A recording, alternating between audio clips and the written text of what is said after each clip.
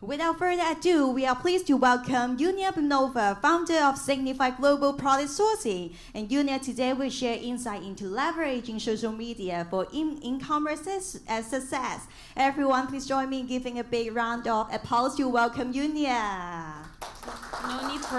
No need for applause. I didn't give you anything yet, right? At the end, if you have the information you have, you can applaud.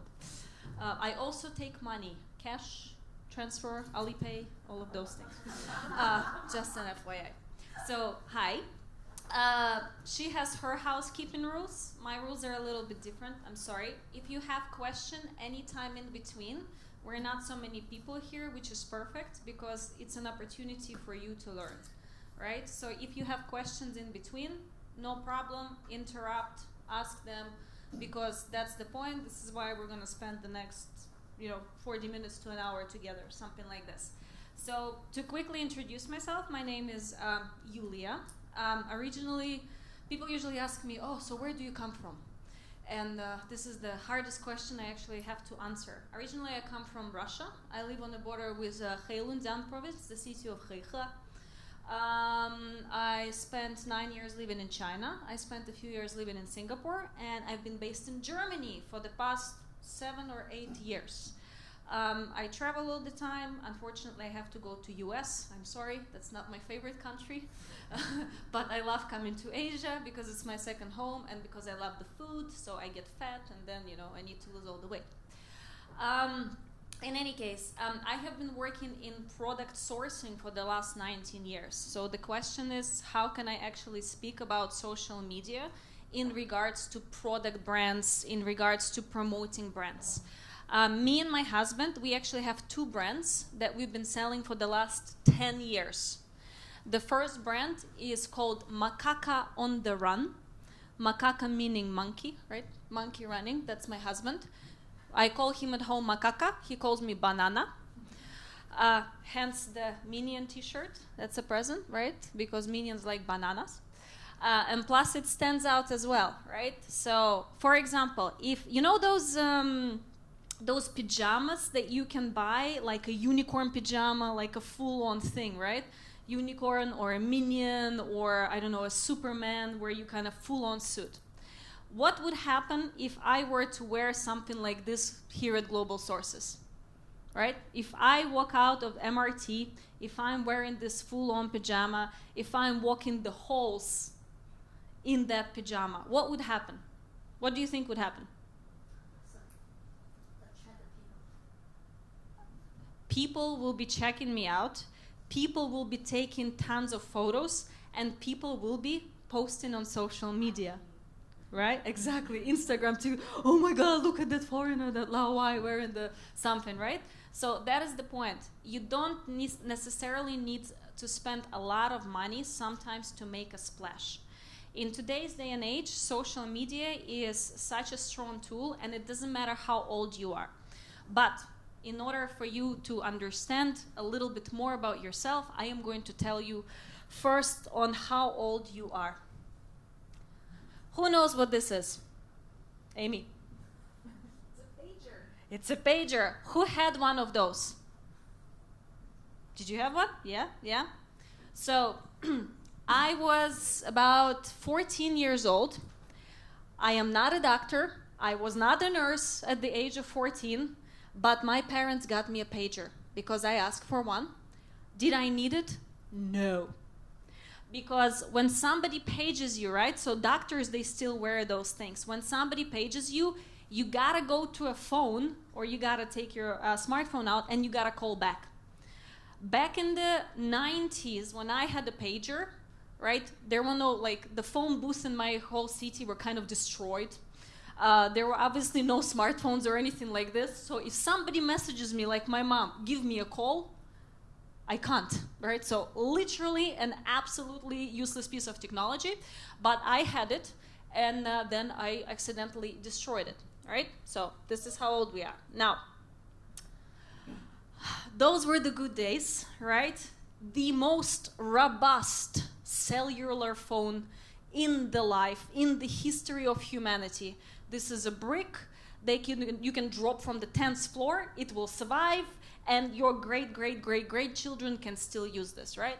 I had one of those phones because my dad gave it to me, right? And it was awesome. What did you have on this phone? You had absolutely nothing, right? Except you dialing some phone numbers and trying to find something in your address book. These were the good days, right? Now we have a little bit of a different technology. And that is my favorite, right? Motorola Razr. My mom still has it somewhere back in Russia, and I have the new Motorola Razr, a flip phone that was recently released, right? Because I'm like, ooh, this is so cool. The inside is like a smartphone, inside screen, outside screen, but all of the modern technologies, but the vibe of the old. So the point being is, 15, 20 years ago, this is what we had. We didn't have much more, and there was not much more you could do with it, right? If you bought a new piece of, if you bought a new product or anything like this, the only way you could share it is you would show it basically to someone. Now, if you were really, really cool, you have one of those, right? And, wait. Does everybody remember this sound? Right? Let's wait until... Exactly. The good old days, right? How do I stop this? There. So, oh no, sorry, go back. I broke it. There. So, in any case, in quite a rapid pace, we moved from something that was basically, you know, a weapon, like the Nokia phone that could kill you, to whatever we have right now. Everybody's going, iPhone. Me and Amy, we were walking downstairs right now, and you know those tracking tiles that you have, like the Apple iPhone tracking tiles or something like this? So we were walking downstairs, and we talked to one manufacturer. Oh, you got the tile. Can you use it with Android? The answer from the manufacturer was no, we can't use it with Android. I'm like, really? Because Android is one of the most selling systems, right? There was ever and still is. iPhone still hasn't catched up.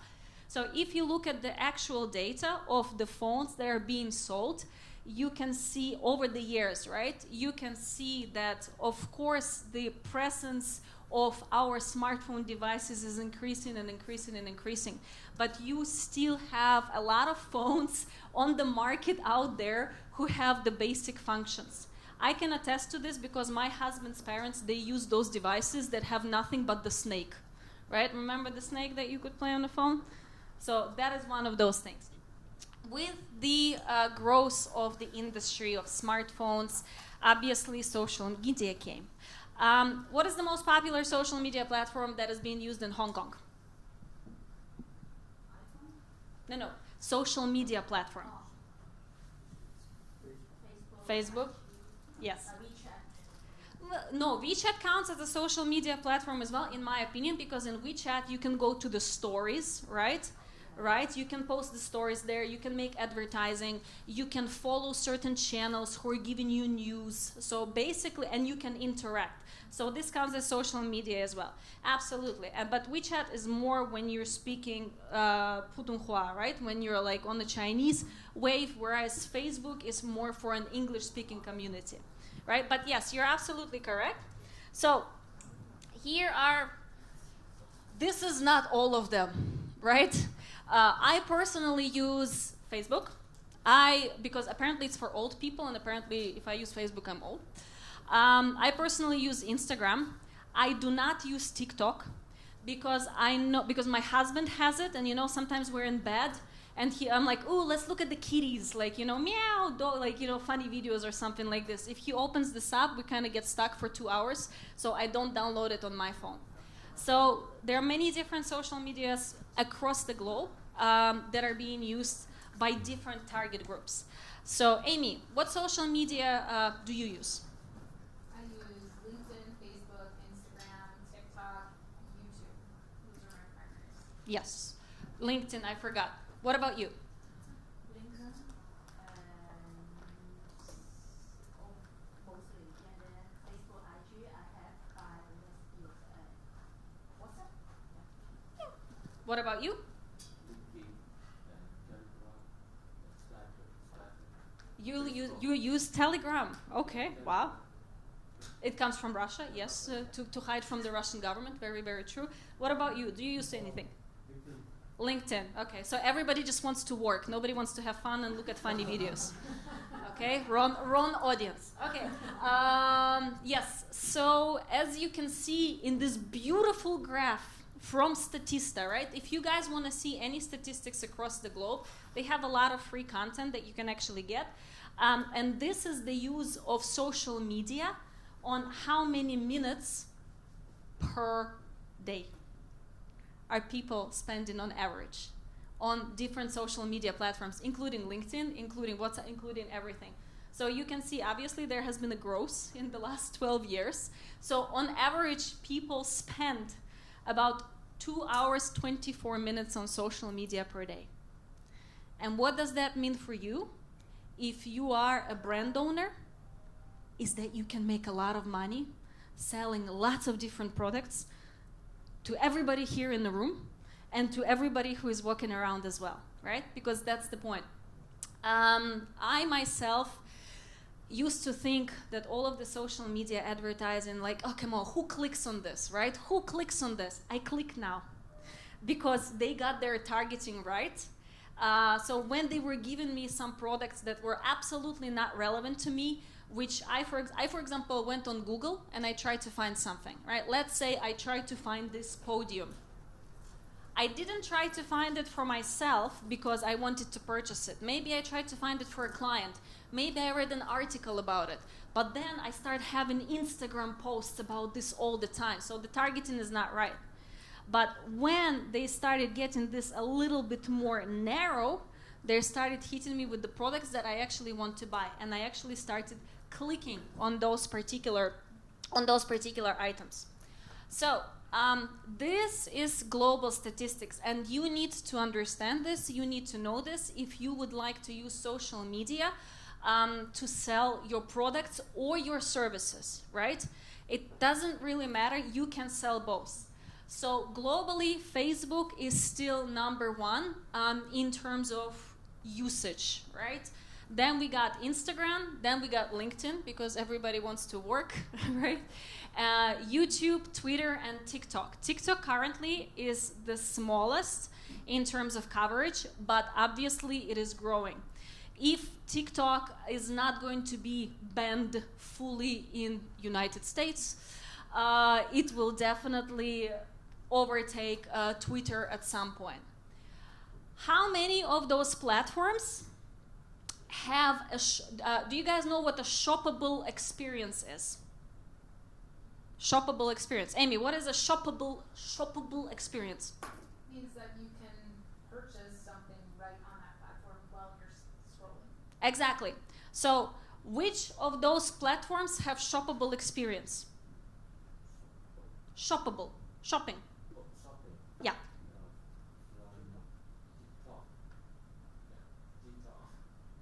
Anything else? Facebook and Instagram. Exactly. Facebook and Instagram. So those are the platforms. If you would like to sell physical products. And YouTube just launched one. Exactly. But it's still kind of, Yeah, out of the way. But if you would like to sell physical products, right, you need to understand who your customers are and where your customers potentially will buy your products. So on Facebook, on Instagram, and on TikTok, these are your kind of top platforms in general, right? If you're selling physical products. But it doesn't mean you should be using all of those platforms. So, marketers, you have a lot of marketers across the globe, and this is basically the information, how they divide it, right? So this is not kind of the information that was like taken out from air or something like this. This is the information that is being asked to the top marketers of the top company. So if global sources were to sell products, they would probably use Facebook or they would use Instagram, right? So we need to be extremely careful, and we need to understand the social commerce in general.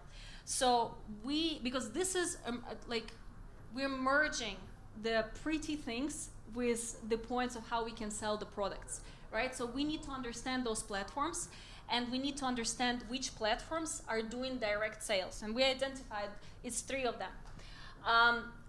One of the most important topics, and this is why it is stand here like a standalone point, is the influencer impact, right? In today's day and age, there are many types of influencers for many different industries. For example, Amy is an influencer for TikTok shop, right? Do you have an Instagram? What are your hobbies? Right now it's the gym. Okay. Sport. Okay. Are you following anybody on Instagram who is an influencer, who is like doing exercise, losing weight or gaining weight or something like this? I think but mostly for the gym, we do the practice in the gym room. Yeah. Only follow. Yeah, okay, fair enough. But if that person that you're following, if that person were trying to sell you something, would you buy it? Depend on the person whether I know him or her in the bit or not. Okay, and what do you mean by knowing him or her? What does that entail for you? You mean trust the person what he sells. Yes, but how do you get to the point where you trust the person to what they sell? Follower. Right. So most of the people, we build trust based on how long we have been following a certain person. So if you just found someone on Instagram and you see, you need social proof, right? So you see this person has 500 people that are following him or her. This person just recently started posting. This person doesn't have any collaborations. This person has nothing, right? In our retrospect. So we have no trust. Whereas if we see a person with millions of users or millions of followers and they do, ooh, I advertise with Nike, ooh, I advertise with Lululemon and things like this, right? We automatically trust because we're sheep. I'm sorry, but we are sheep. Someone says and we follow, right? And this is the point. If others trust, I'm like, how can I not trust? So influencer marketing has been becoming something extremely and out of the ordinary. I give you an example. We have, for example, for our brand, me and my husband, our second brand is Bio Aloe Vera Skincare for men, made in Germany. Okay, it's very specific, it's very niche. We need very specific influencers. Okay, so who do you think a good influencer for us can be? The follower is the most that the person should be much. The what, sorry? The follower, the most follower. Okay, most follower, but in what, so we sell cosmetics for men, like skincare for men. So in what industry should the influencer work to be the perfect influencer for us? The same industry, the related industry. Okay, what do you think? No idea. No idea. Okay, anybody, any ideas? You're smiling, you have any, oh, you. Sports industry or anything that doesn't, like, no offense, but like most of the people in the cosmetic industry, especially men, does not attract men in general. Very good. So this is the point. Some of our influencers, they're actually gay men Exactly, I don't want to be. who sell. It's not offensive. If they're not straight, they're gay, right? If there's more politically correct word about it, fine. But gay men sell to gay men. They're like, ooh, ah, ooh, right? They love it, they buy it. So this is one of the target groups that we actually have. Another target group is actually women. Women influencers, usually homemakers. I cook, I bake. Do you know what a trad wife is? Traditional wife. It's a new trend on TikTok. I do all of those things for my husband. And they're our influencers. You know why? Because women buy presents for their men. So if that woman is advertising our product, other women like, oh my God, this is so awesome, this is so great. Another type of influencer that we actually found, which was insane, are bald men. Bald men when they shave their head, you don't see this very often in Asia, right? When they shave their head, or because they lose their hair, the skin, the scalp gets very dry. So one of our friends, like a family friend, he shaves his head, and he used one of our creams to moisturize his head.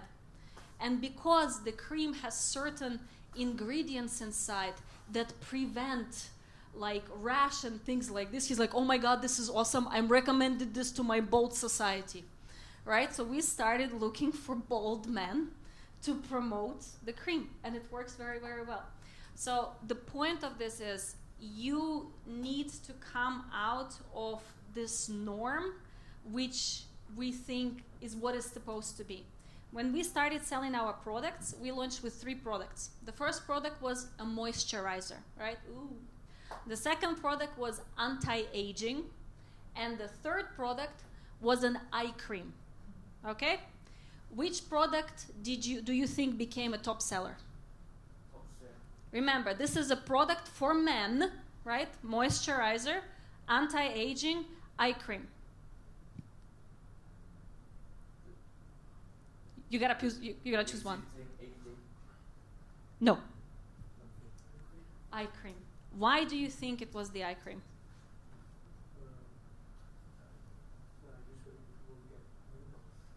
You don't want to look older. You don't want to get wrinkles. Moisturizing, that's easy, right? You slap some cream on your face one time. Ooh, I'm all moisturized. But with this, you gotta fight longer. But when we launched our products, we thought that the moisturizer would be the top seller. So we ordered more of that. And we thought the eye cream would be the lowest seller, which was insane. And we did do A/B testing, right? Meaning we asked a certain amount of people what would they buy best. But obviously, our pool of people who participated in the survey was not large enough. So influencers are very important. There are micro influencers and there are macro influencers. You got the little guys who will have 1,000 followers, and you got the big guys who have like millions of followers. So the question is, which influencers do you think are best? The very, very big ones, or the very, or smaller ones? Why? Sorry? Sort of. Amy, who do you think? Bigger or smaller? Well, based on experience, I would say micro-influencers are going to be your best bet because they are closer and have more trust with their audience and versus macro-influencers who don't necessarily, they might have trust because of the number of followers that they have, but they don't have the bottom of funnel trust that's going to allow people to make a buying decision. Exactly correct. How many of you drive a Ferrari? Raise your hand. Okay. How many of you, well, this is in Hong Kong, so that might be, how many of you own $100 million home, US dollar? How many of you own a smartphone? Raise your hand, right? How many of you have a kitchen in your house? Right? Everybody. So that's exactly the point. So a few years ago, all of those big influencers, like remember the Kim Kardashian with the champagne on the butt and all of those things, they still have influence, but they're not relatable, right? If you're trying to sell me something, you're a lot more relatable to me because, maybe we're the same height, maybe we're wearing the same clothes. I feel that I'm a lot closer to your life than to the life of Kim Kardashian. So if you're trying to sell your products and if you're trying to use influencers, using smaller influencers in today's day and age is a lot more profitable for you.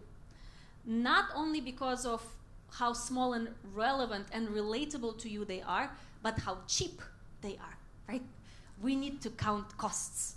Because if you're not calculating costs in your business in the correct way, you're going to lose all your money. You will have to move back with your parents or something, or I don't know, or go get a job, right? Work for somebody again. So you need to be relevant and you need to count your money. So Amy, how much do you do you have any information on how much do influencers cost in US?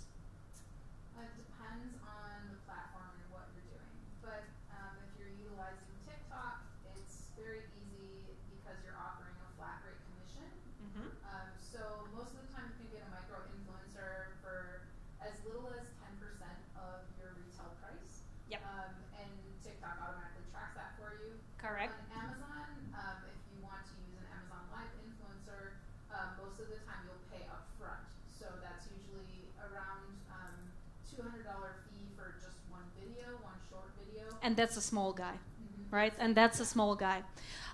We've been talking to some influencers who, in my opinion, do not have too many followers on their Instagram account or YouTube account. All in all, like between Instagram and YouTube, maybe they have 15,000 followers in Germany, and those guys wanted to charge us $5,000 for a post. I'm like, are you insane? I'm sorry, but this does not relate. So this is where platforms like TikTok come in, because on TikTok you have a program that is provided by TikTok, where the fee for both you, the person who is trying to sell the product, is fair, and for the influencer, the price is fair as well. So before you start launching yourself on any platforms, being shoppable, having influencers, you need to make sure you understand how those platforms work. What is the best platform for you, and where is it best to actually sell your products? So this is basically like when you're trying to do social media, when you're trying to sell your products to social media, this is kind of a rundown. This is like a 10-hour seminar, right? To go in depth through all of those things, this is like 10 hours.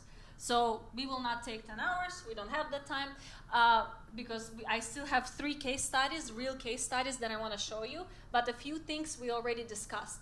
So target audience and the right platform. You need to, take a picture of this, and if you do not have all of those things worked out, that is not a problem, right? You can't do everything on your own, but maybe get yourself a partner in crime. I'm not saying work with somebody, but I'm saying find a community where people are on the same level that you are, where you can discuss those things, right?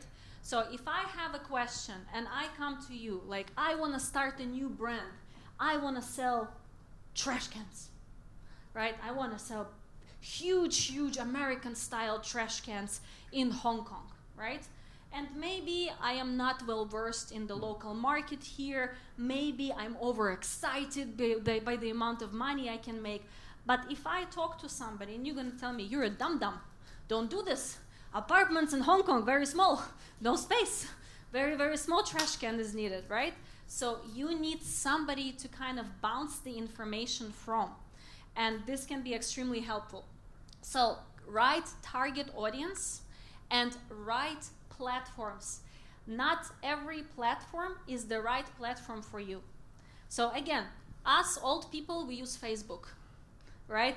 Ooh, what does this person do? Ooh, where did they fly to go on vacation and things like this. Younger generations, they would use TikTok, for example. Somebody in between is using Instagram. You don't need to launch on all of the platforms. Start with one, especially if you're not aware of what the heck you're doing, right? You need to practice a little bit. You need to understand. Brand alignment, meaning you need to, when you are talking about your brand, you need to be saying the exact same information each and every time, right? I sometimes make a joke, and I say, I'm a pretty little girl, I'm a pretty little girl, I'm a pretty little girl, you know, that kind of thing. So you gotta have this knocked out for yourself. If you have a brand that I sell big trash cans, so you need to be aligned in all of your parts. If you have more than one person in your company, they need to know this by heart as well, right? What is your brand? What does it stand for? What are you trying to do? I will show you one of the examples. I'm actually wearing one of the brands which has like amazing alignment in their branding. UGC, user-generated content, right? This is not only influencers. This is every single person who is using your product. They need to be encouraged to do videos. They need to be encouraged to leave reviews. They need to be encouraged to communicate and to interact with your brand. How do you do this? You bribe them, right? Legally, you bribe them legally. Oh, you get a 10% discount here. Oh, you get a little present there. Oh, let's be friends forever, and you get a lifetime supply of something that's very cheap for me to manufacture, right? So user-generated content. I will show you one example of one of the brands as well. Data analytics. Most of the people don't know how much money they're making, right? So we work a lot with Amazon sellers and with e-commerce sellers. Every time I'm talking to an Amazon seller, they're like, ooh, my revenue is $20 million per year. I'm like, okay, but how much money are you actually making? What's your profit? What's your margin? How much do you have left at the end as a person on your bank account? When I ask that question, most of them, oh, my phone is ringing, I gotta go. Nobody kind of wants to answer that questions because the margins are so small, because 99% of them, they don't even know how to calculate the margins. If you don't know, find the YouTube video. Spend half an hour. Learn how to calculate your margins properly. What goes out, all of the expenses, including the amount of money you spend on influencers. You need to calculate everything. So, authentic content. What do you think authentic content can be? What do you think stands behind that? Not necessarily. So original is good, but authentic is basically be yourself. If you're goofy, be goofy.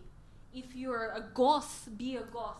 If you're a lover of Italian food that is made with an Asian twist, be that. Be authentic, don't lie.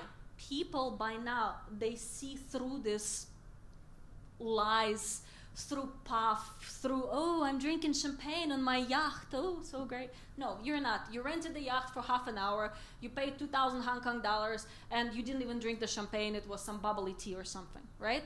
So don't do this. Be authentic, and this is relevance, right? And this is when people start trusting you. Customer support, very important.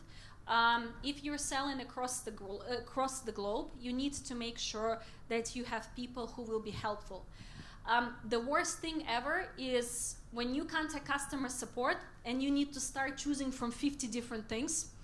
Then it takes you 2 hours to actually get to the real person, and as soon as you start talking to them, the line breaks off, right? The most horrible thing in the world, and you gotta do the whole thing again. So if you will try to make your customer support more personalized, where a person is actually talking to a person, you will go a long way. You can give your customer support scripts. It's okay.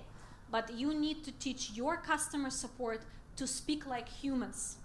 Every time I go, they're like, oh, we're so glad you contacted us. Thank you so much. Why not just, we tell to our customer support, ask them, how is your day? How was your weekend? Right? What are you up to this weekend? Or something like this. Be a little bit more personal.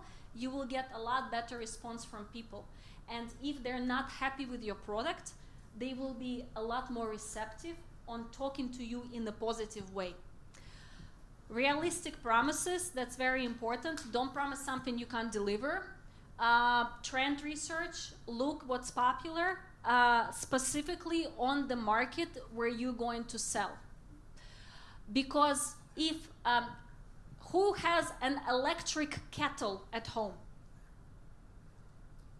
Okay, a few people. Do you guys know that in the United States, most of the people do not have an electric kettle?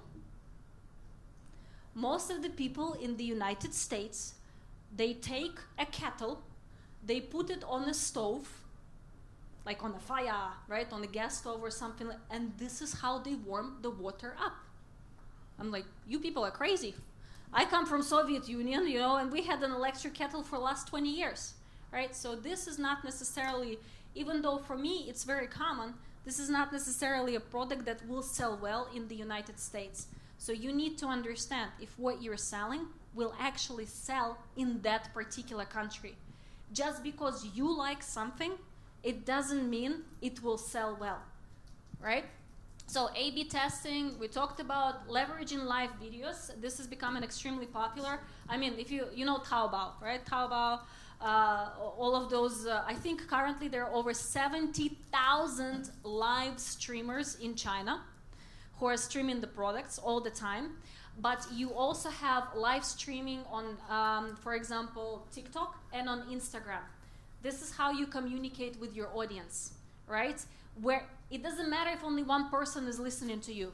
But if you turn that one person into your customer, they will spread the word, and next time you will have 10 people listening to your videos. And those videos, those live sessions should not be about selling.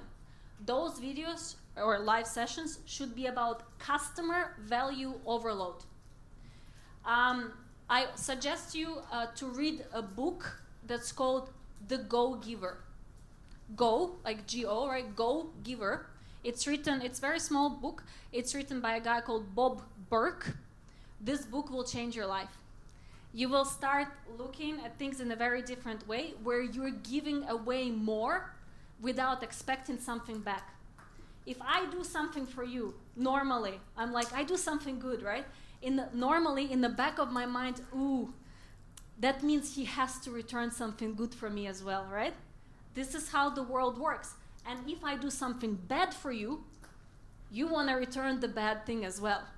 This is normal, we're humans. But the book teaches you of, no, just do, give in a good way without thinking that something will come back in return. And then so much more will come back in return for you. Contest giveaways, I need to speed up through this because I want to show you guys 3 case studies that are like really, really cool. Exclusive offers and promos, shoppable posts, we talked about this. Align with platform features. Again, you need to understand the platforms fully in order to use their features. So don't start with many, start with one. So the first thing is, what is my market? In which country? What is the most popular platform that I can use in that country that suits my target group? Out of this, you identify the one platform for yourself, and this is where you start studying this platform, or you hire a person who does everything for you. That's also an option, depending how much you want to invest. Consistency. It is extremely important for people to see that the brand is constantly engaging. Meaning, if you do one post today and the next post in 6 months, do you think the person is going to trust you? No. The person will not trust you. The people will not buy from you. They're going to think, oh my God, what happened? Did they go bankrupt? Right? That's the first. Oh my God, did their Instagram account got hijacked or something like this? That's absolutely normal. So you need to be consistent. If you're doing this on your own, I don't care. That means if you need to wake up at 2 o'clock in the morning and do posts, then this is what you need to do, right? Because in the beginning, you kind of gotta put the hard work in, and then later on, you will collect the fruit, right? And eat the fruit, and then spread the fruit, and multiply it. So, KPIs. So what are your end goals? Extremely important. People are saying, oh, I want to make money. I go further. My KPI, for example, I would like to have a beach house in Koh Samui. That is my final KPI. What do I need to do in order to achieve that KPI? I need to sell products for $1 million in 2024. What do I need in order to do this? I need to do, and you go backwards, backwards, backwards, and you work out to your smallest goals, which will be a lot easier for you to process and achieve. Tell a story, educate your customers, and give back, right? You need to create the community rather than just, ooh, these are people I can take money from. Give me your money, give me your money. It doesn't work like this anymore. I mean, it works for some people, but it shouldn't. You should be creating a community where people trust you and they will stay with you for years and they will recommend you. When your customer recommends you to someone without you asking, you achieved the pinnacle of you are the top marketer if your customers are recommending you to other customers. So I have a few case studies. This is the first one. It's called the Dollar Shave Club. So let me play a video and you guys can watch it and listen to it. Mike, founder of DollarShaveClub.com. What is DollarShaveClub.com? Well, for $1 a month, we send high-quality razors right to your door. Yeah, $1. Are the blades any good? No. Our blades are great. Each razor has stainless steel blades, an aloe vera lubricating strip, and a pivot head. It's so gentle a toddler could use it. And do you like spending $20 a month on brand name razors? 19, go to Roger Federer. I'm good at tennis. Do you think your razor needs a vibrating handle, a flashlight, a back scratcher, and 10 blades? Your handsome-ass grandfather had 1 blade and polio. Looking good there, Bob? Stop paying for shoes things you don't need. And stop forgetting to buy your blades every month. Alejandro and I are going to ship it right to you.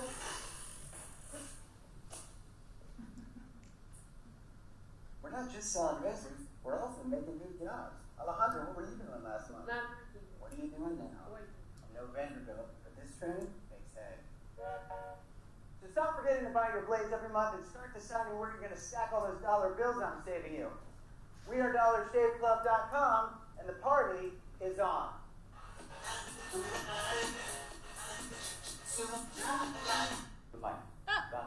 Pause. So this is a company in the United States that a few years ago sold their brand, their company, to Unilever for $1 billion. Right? They're selling razors. That's it, nothing else. Right? These guys, they went viral because of this video. Their numbers on the website, they skyrocketed, their traffic, their conversion, and they did not use a single influencer. They didn't do anything except making a video that is funny, that is relatable, and that is showing the correct target group. So which proves in turn, because a lot of people are saying, oh, but you know, in order to beat all of those big companies, you need so much money, you need this great marketing. No, you need one person with a good idea, and then did that video look extremely professional to you? In general, with the shooting and everything? No. You can literally do a video like this with your phone, and because of relatability, of how simple and funny they are, they went viral, and yeah, they're making crap load of money. So this is a very good example of how you're aligned with your audience. Again, it does not involve millions and millions of dollars. Now, this company is called Hey Bud.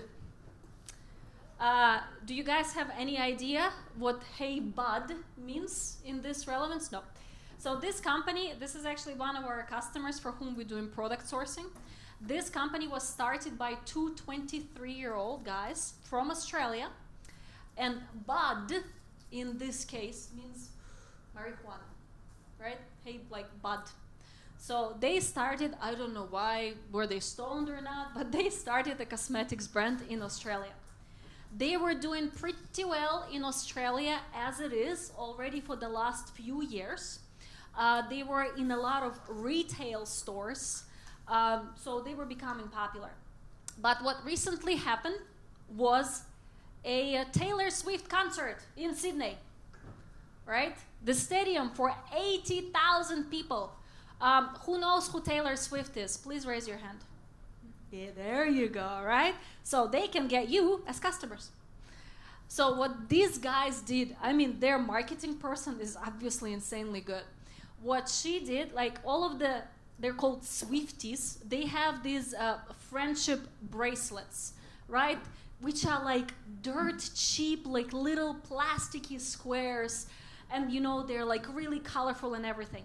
So what Hey Bud did is they did little gift bags. Again, dirt cheap to produce, right? They put some samples in there and they put friendship bracelets in there with their coloring, with their branding and the, like, you know, Hey Bud writing all over it. and they were giving them out for free in front of the stadium where people were entering the stadium. After this, it exploded. Did it involve a little bit of investment? Of course it did, because you needed to produce the bracelets. But let's say a bracelet costs you 10 cents, right? You produce maybe 5,000 of them or something like this. You can just give out the bracelets and put your brand name on it. So these guys have exploded. They had more than 5 million impressions, and basically they grew insanely in the days past.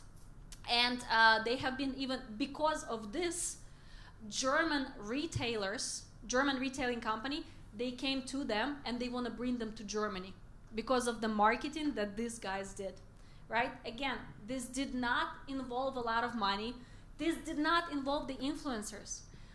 What is the most, recently, there was a very iconic event in Hong Kong. It was the last game of the rugby sevens at the stadium, right? Because all of the future rugby 7 games, they will be at the new stadium. So, you know, using opportunities like this can be gold. And one more case study that I have, well, these are these guys actually. Still, the Hey Bud, this is on their website. They use a lot of user-generated content. People just basically take pictures before and after and send it to them, and they use it everywhere. If you look at their Instagram feed, it's not pretty, right? You know, sometimes you see those feeds like, oh, this is perfect. This is all color coordinated and it's amazing. This is not. This is all over the place, but it's true, it's real, it's relatable to people, and they enjoy it very much. So they started with this. This is how they got big, user-generated content. They asked people, can you please send your before and after pictures? And that's all it took, one question, to collect all the data. And the last brand is Loki. I'm actually wearing Loki. I'm actually wearing the shoes, right? These shoes are manufactured in Portugal. They're made out of all sustainable material, right?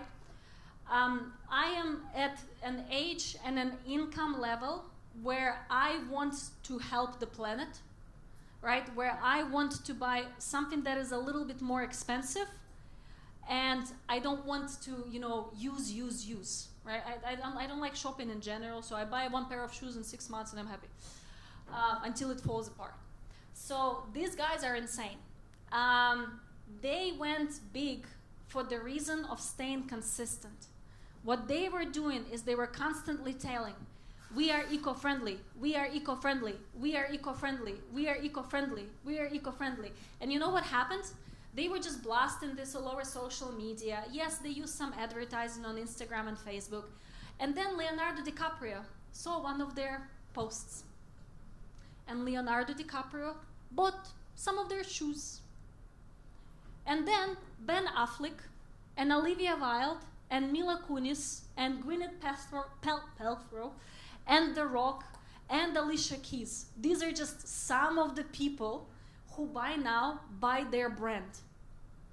And their social media team, they scavenge internets to see if somebody's wearing their shoes. And when they do, they of course repost it on LinkedIn, on Instagram, on Facebook. But they started with simply posting, we are eco-friendly, we are eco-friendly, we are eco-friendly, recyclable material, that's it. And somebody came along and saw this. And by now, Leonardo DiCaprio is an investor in a company. I think he put about $5 million into this particular company. So these guys, they stand for the same thing at all times. And this is what I meant when I was talking about consistency. You can have 5 million great, awesome things about your product, but you do not have the time to talk about the 5 million things all the time. So choose just a few. Choose a few and just focus on them. Because people in today's day and age, we have an attention span of a goldfish. Ooh, squirrel. Ooh, dog. Ooh, food. Right? We see something, we don't have time to read, we don't have time to look at things. We want something fast, information, very short, and something that jumps at us and stays at our mind. So if you have a brand that you want to promote that has, again, 5 million awesome things, choose 3. It's the hardest thing. We have the same thing with our cosmetics cream brand. We have so many great things about it, but we need to choose just a few of them to actually focus on it and be consistent throughout the time. I actually had another example. Lululemon. Do you guys, do you know this company, Lululemon? Right? Okay, how old do you think this company actually is? So young? You think so young? Okay. Amy, what do you think? How old is the company? I would say less than 10 years old. Okay, where do you think the company is from? Who said? The company is from Canada. Don't be disturbed by the picture. The picture are of all of the ambassadors in Hong Kong, specifically for this brand. The brand actually started in 1998. Yeah. I was like, no. No, they actually started in 1998. These guys went in a little bit of a different way. Rather than doing marketing in a huge different way, they started off with the product. So the material that Lululemon uses, it's actually patented material. It's very different from everything that's out there on the market. And that became their selling point, their USP, their unique selling proposition. So that's how they started. And when the social media came, they really went hardcore into the ambassadors. Currently, they have more than 700 ambassadors globally. And those are people, yoga instructors, athletes, and people with a little bit more money. These guys do not target people who want to buy leggings for 20 Hong Kong dollars. They target people who want to buy them for 300 Hong Kong dollars, or probably actually more. So you can also have a good product in terms of the actual product. And in the beginning, it might not be the time for it to actually explode, right? Again, they've been around since 1998, but they stayed consistent and they exploded. Like you said, oh, they're young, only a few years, or oh, less than 10 years old, right? So, yeah. Why was the hype specifically for Lululemon? They became sweat, smile, repeat. This is actually in their branding, and this is what they're trying to promote. But their major point is quality, quality, quality. If you want to buy cheap crap, it's your right. You can buy cheap stuff. But we will produce something that is more expensive to produce, but has higher quality, and yes, we want to charge for this.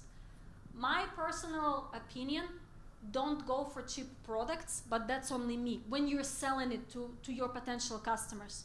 For example, the Nivea cream in Germany, Nivea cream costs 4 euros. We have a cream called Babor.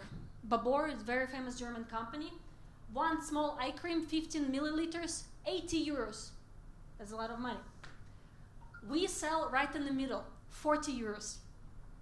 So we don't need the people who buy Nivea. I want people who buy Babor and who buy also cheaper and who will buy us, because we can easily steal the customers from more expensive people, and there is a good customer base. I don't need cheap people, I want more expensive people.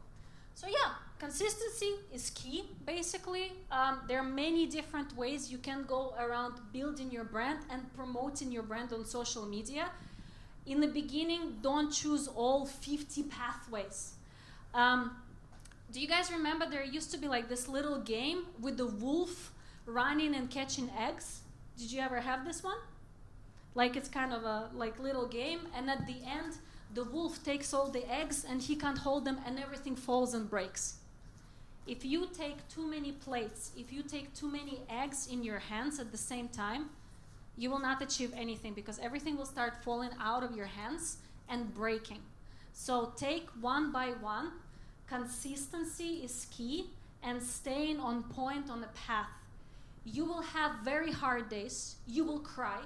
You will break stuff at your home whilst your wife is not at home, and then you clean and buy something new and replace it. But you will have bad days, but you will also have good days. But again, consistency is key. And if you have a strategy, even if it's a small one, it will pull through for you. Yeah, I think that's kind of the general thing. Again, this can be going on for hours. If you guys have any questions, if not, then not. Thank you, Yulia, for your sharing.